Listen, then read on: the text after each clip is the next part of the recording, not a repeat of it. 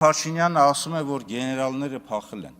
Ազգային ժողովի ղեկավարությունը, падգամավորները եկել էին այնտեղ եւ անհրաժեշտություն կար մոբ ռեսուրսի, ովքեր որ այս կամ այն պատճառով լքել էին մարտական գործողությունների դաշտը, այսպես պետք է ասեմ, լայախ չարեցին գոնե մի քանի ժամով կամ գնան աշխատեն այդ մոբ ռեսուրսի հետ։ Թողին փախան, մի ով է փախել։ Հիմա գեներալներն են փախել, թե ազգային ժողովի այն падգամավորները, որոնք որ այնտեղ են եղել, որոնց մի քանիսին ես նաև ճանաչում եմ։ Պաշտպանության բանակը, պարոն Փաշինյան, պաշտպանության բանակը 283 կիլոմետր պաշտպանության գոտի է ունեցել։ 265-ը մինչև հոկտեմբերի 27-ը մեկ ամիս պահել են։ Այն տարածքով են ձեր ասած գեներալները փախել։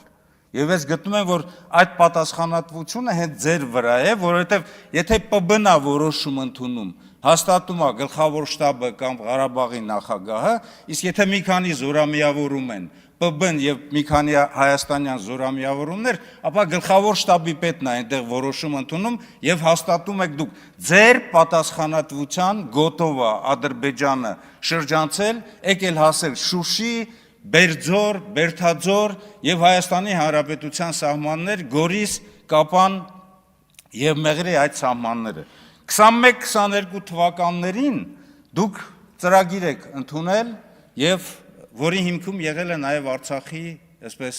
ինքնորոշումը եւ դեօկուպացիան։ Իրականացվել է, ոչինչ չի իրականացվել, բայց ամենավատը, որ դուք հետևություններ չեք արել ձեր սխալներից,